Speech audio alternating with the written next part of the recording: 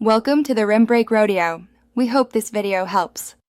In this video, I will show how to replace the water pump on a Ford Edge. Begin by draining the coolant into a suitable container and disposing of it responsibly. Gather a new pump, gasket, socket set, torque wrench, and coolant. Label hoses and take photos to aid reassembly. Work methodically, clean mating surfaces, and replace any worn belts or tensioners. After installation, refill coolant, bleed the system, and check for leaks visually and by touch. Start by loosening the radiator cap once cool, then drain coolant from the lower petcock. Remove the serpentine belt and any brackets blocking pump access, keeping bolts organized by location. Pry the old pump free carefully to avoid damaging the mating surface. Inspect the impeller and housing for corrosion or debris.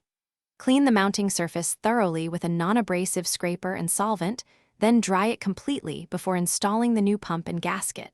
Place the new gasket and pump onto the cleaned mating surface, aligning dowel pins and bolt holes precisely.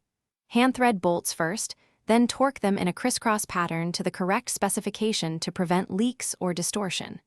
Reinstall the serpentine belt and any removed brackets, then reconnect the negative battery terminal. Refill the cooling system with the recommended coolant mix, start the engine, and monitor temperature and hose connections while topping off. Thanks for watching. Consider subscribing if we helped you.